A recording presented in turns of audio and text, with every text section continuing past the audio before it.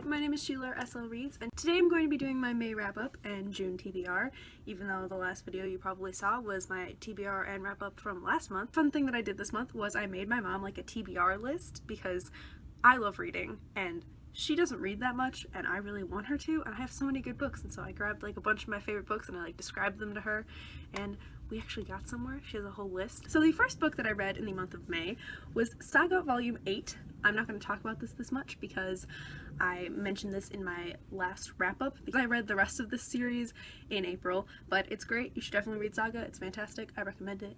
I love it. Next I read A Quarter Frost and Starlight by Sarah J. Maas. I did not enjoy this really at all. There weren't really any parts that I enjoyed all that much. This book really didn't have any plot. It's a novella. It's a lot shorter than a lot of Sarah J. Maas's novels, even though it is still like 300 pages or something. This is supposed to bridge her original trilogy for the A Court of Thorns and Roses series and the spin-off novels that she's writing.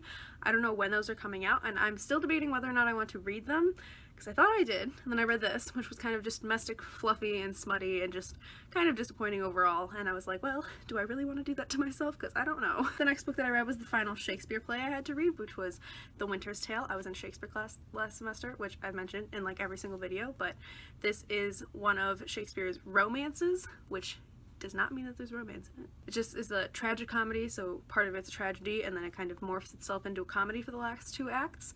This is kind of interesting, but also just really weird. If you want like a crazy character who goes crazier faster than Othello, and you want some really nice allusions to like mythology and stuff, then I recommend this. This is the play for you. The next book that I read is the May Book of the Month selection that I picked, which is Still Lives by Maria Hummel.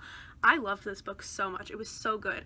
I am a fan of mystery, but when I say that, I definitely really like Nancy Drew and like Scooby-Doo and the kind of easier childish mysteries because I'm a very easily frightened person. But this book is about an art heist, and instead of the art getting stolen, the artist goes missing right before her big show for her newest collection of artworks, which is called Still Lives. It's about Hollywood murders and how they get romanticized when the reality is a lot darker than that. This kept me on the edge of my seat for most of it. I definitely like going in knew what it was about. Like I knew she was kidnapped, or that she was missing in general, and I was like, oh, I'm trying to figure out like who did it like at the beginning of it, and I was like seriously thrown. Like I did not know like who was behind everything.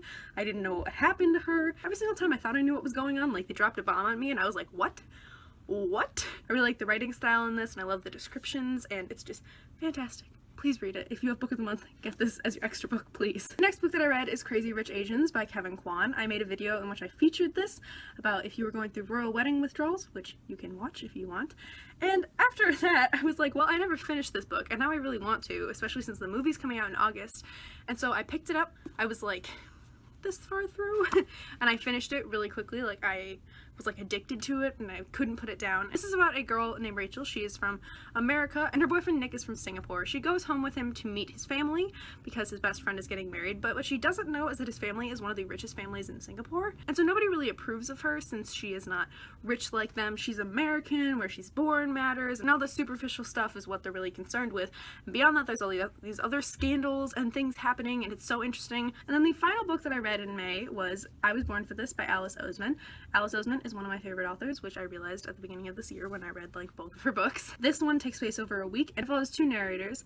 One is Jimmy, who is the frontman of the Ark, which is this like hugely popular band. I would definitely relate like its popularity to like One Direction, even though apparently that's not like the sound of the band. And then Angel is like a super fan of this band. She loves them. She's going to like their concert and their meet and greet, so she's in London to see them, and it alternates perspectives every single chapter. Some of them are really long, some of them are really short. Definitely deals with the issues between a fandom and the thing that it is a fan of.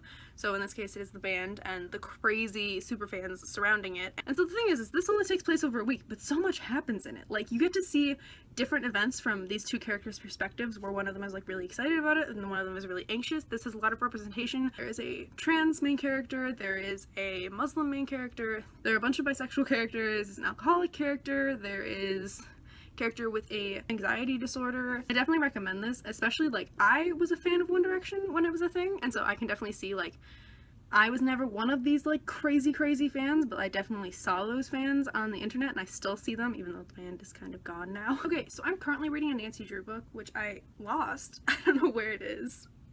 It's somewhere in my room, I'm assuming. Like I think I was reading it last night, but I don't know where it went, but that is the first book that I'm hoping to read in June, and June is my birthday month, so hopefully I will get some books for my birthday, but this is just a tentative TBR.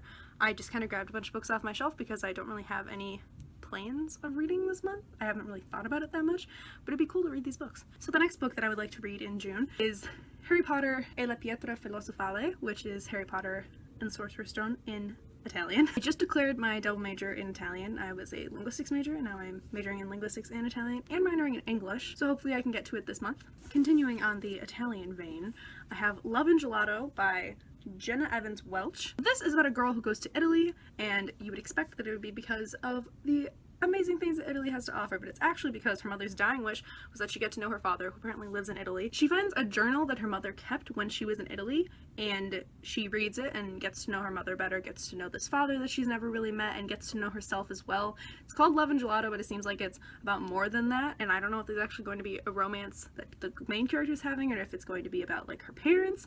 Really, what? The next book that I'm hoping to read, I don't know which of these I should be reading next, so if you know, please let me know. I read Howl's Moving Castle earlier this year because I really loved the movie, and I found out there was a book that it was based off of, and I was like, wow, I want to read that, and it was fantastic. So I picked up the other two books in the series, which are Castle in the Air and House of Many Ways. But the thing is if you look on Goodreads, this one is marked as the sequel, and this one is marked as the third book in the trilogy, but this is a companion, and this is the sequel. The order on Goodreads is different, and I don't know if like I need to read this one first, or if I should read it last, or really what to do. So hopefully I'll read one of these. I've kind of been putting it off because I don't know which to pick up first. I could just read both of them and deal with the consequences of that. But the next book that I'm hoping to read is The Name of the Wind by Patrick Rothfuss. This is a fantasy novel. I have never really read adult fantasy, especially books that are this big, because I have this one, and then I have The Way of Kings by Brandon Sanderson. Both are like super thick. I have the mass market paperback editions. This one was a gift, and then this one I was like, well, that seems like a good way to read it because they're huge, and I don't know if I can like carry around like the giant book. The thing is, like, there's no spaces between the paragraphs, so it kind of looks like this. The reason I wanted to pick this up, though, is because I've been super obsessed with Dragon Age Inquisition, which is a fantastic video game. Recommended. I'm actually going to be posting a video about it at some point soon. Heard great things about this, and I really want to read fantasy that is adult fantasy. Hopefully I will get to this month, or at least start it, because I mean it is like 700 pages, which is a lot smaller than this one, thankfully, but maybe I'll pick up one of these. Hopefully this one. Like I said, don't really know that much about it. I read the back and I was still like, what is happening? I don't really know. Maybe that's good if I go into it not really knowing anything, not really having any expectations. I just want to fill the void that is in my heart from finishing Dragon Age Inquisition. I could replay that game. I'm trying, but then I'm kind of like, you should not do that. You should try and move on with your life. And then the final book that I'm hoping to read in June is Circe by Madeline Miller.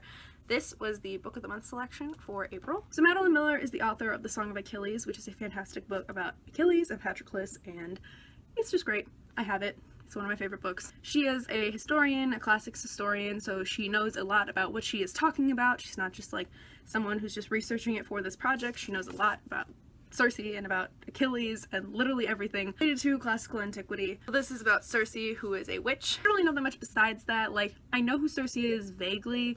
I think she's the one who turns people into pigs in the Odyssey, which is fun because fuck Odysseus, honestly. I grew up learning Greek mythology and I took a class in it last semester, but we didn't really talk about Circe all that much.